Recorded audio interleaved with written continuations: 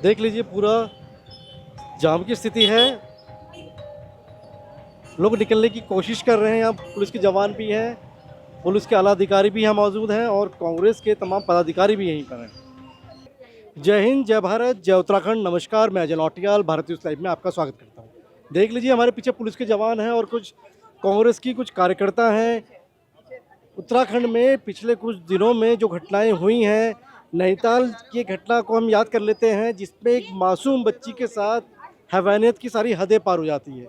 इन सब मुद्दों को उठाकर कांग्रेस की जो महिला विंग की जो कार्यकर्ता हैं, वो महिला प्रदेश अध्यक्ष जो कांग्रेस की हैं ज्योति रौतेला, उनके नेतृत्व में मुख्यमंत्री आवास पे प्रदर्शन किया है और कहीं ना कहीं सरकार तक एक बात, जनता की जो नाराज़गी है वो पहुंचाने की कोशिश की गई है। देख लीजिए पूरा पुलिस के जवान हैं यहाँ पर और हम आपको वो भी दिखाएंगे। बीच में ज्योति रौतेला हैं, हम उनसे ही बात कराने की आपको कोशिश करते हैं। तो हमारे साथ ये महिला विंग की प्रदेश अध्यक्ष है कांग्रेस की ज्योति रौतेला। ज्योति जी, प्रदर्शन आप लोग कर रहे हैं, मैं देख रहा हूँ काले कपड़े पहनकर बिल्कुल आ रखे हैं और बिल्कुल नंगे पैर भी हैं आप लोग। देखिए, ये हम लोग सरकार को एक मैसेज देने का काम करें कि आज तो उत्तराखंड की बेटियां नंगे पैर उतरी हैं, क्योंकि उत्तराखंड की माताएं, बहनें, बच्चियां अपने आप को सुरक्षित महसूस नहीं कर रही है और कल को ज़रूरत पड़ेगी तो उत्तराखंड की बेटियां और उत्तराखंड महिला कांग्रेस की जो महिलाएं हैं वो अपनी जान देने से भी नहीं डरेंगी अगर इस तरह की घटनाएँ लगातार बढ़ती रहेगी। और सरकार जिस तरीके से आज गूंगी बैरी हो चुकी है, अंधी हो चुकी है, उसके खिलाफ ही प्रदर्शन है।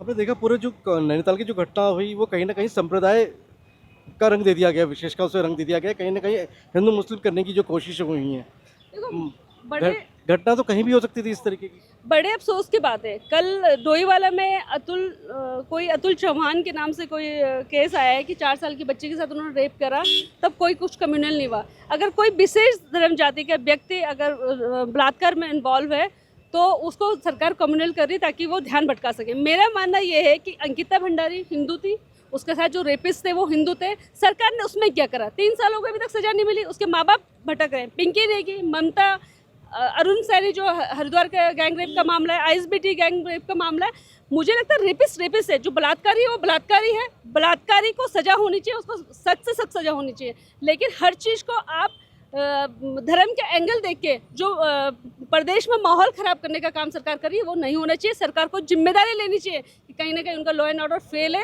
वो आज उत्तराखंड में जो बलात्कार की घटना है उनको नहीं रोक पा रहे हैं, उसकी जिम्मेदारी लेते हुए उनको जो बलात्कारी उनको सजा देने का काम करना चाहिए। लगता है कहीं ना कहीं इस तरह के जो मामले हों फास्ट ट्रैक कोर्ट पे चलाना चाहिए ताकि अपराधियों को जल्द से जल्द जो भी अंजाम है वहाँ तक पहुँचाया जा सके और एक नज़ीर पेश हो कहीं ना कहीं, क्योंकि एक उत्तराखंड एक राज्य है, कहीं ना कहीं यूसीसी बना के नज़ीर पेश कर देता है। और कहीं ना कहीं हम बात करते हैं न्यू एजुकेशन पॉलिसी की तो भी नज़ीर पेश कर देता है कि भैया हम फर्स्ट स्टेट हैं।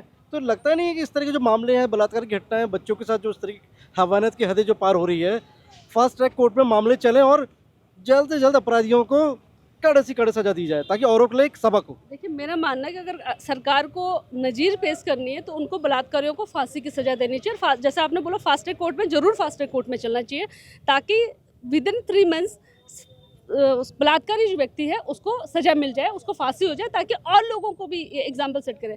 सरकार को नज़ीर पेश करनी है, स्वास्थ्य सुविधाएं फ्री कराए ना, गांव-गांव में जो हॉस्पिटल खुले उनमें डॉक्टर्स भिजवाएं, अल्ट्रासाउंड की मशीनें लगाएं। गर्भवती महिलाओं को 60 किलोमीटर 150 किलोमीटर जाके अल्ट्रासाउंड एक्सरे कराना पड़ता है। नज़ीर यही पेश होती है कि अगर आप सबको लेके साथ में चल रहे हो, आप कम्युनल नहीं कर रहे हो चीज़ों को, और जो सरकार का सबसे बड़ा काम है वो लोग जनता की हितों की रक्षा करना है, जो सरकार करने में फेल है। कांग्रेस की सरकार अगर होती आज, क्योंकि आप विपक्षी पार्टी से हैं, सरकार होती तो क्या होता? देखिए, मैं ये मानती हूँ कि अगर हमारी सरकार में भी, कांग्रेस की सरकार में भी किसी बच्ची के साथ बलात्कार होता है और हमारी सरकार अगर उस पर काम नहीं करे तो हम तब भी सड़कों पे होते हैं, हम भी सड़कों पे हैं। जी बिल्कुल, सड़कों पे नजर आ रही है। ज्योति रौतेला जी कह रही है राजनीति से परे सरकार चाहे कांग्रेस की ही होती, इनकी सरकार ही होती, लेकिन इस तरह की घटनाएं अगर होती तो राजनीति से परे हटकर कहीं ना कहीं इंसाफ दिलाने की लड़ाई लड़ती और सड़क पर नजर आती। अब ये देखने वाली बात होगी कि इन मुद्दों पर जितनी राजनीति हो रही है, इन मुद्दों पर कायदे से काम कब होगा, यानी कि जो अपराधी हैं उनके जो हौसले बुलंद रहते हैं, उनके नापाक जो मंसूबे हैं उसको कैसे धराशायी किया जाए और बच्चियों को किस इंसाफ मिलेगा और बहू बेटियां हमारी कब सुरक्षित होंगी। मैं भारत न्यूज़ लाइव के लिए कैमरा पर्सन शिववर्धन सिंह के साथ अजय नौटियाल। भारत न्यूज़ लाइव से जुड़ने के लिए इसे लाइक, सब्सक्राइब और बेल आइकन दबाएं।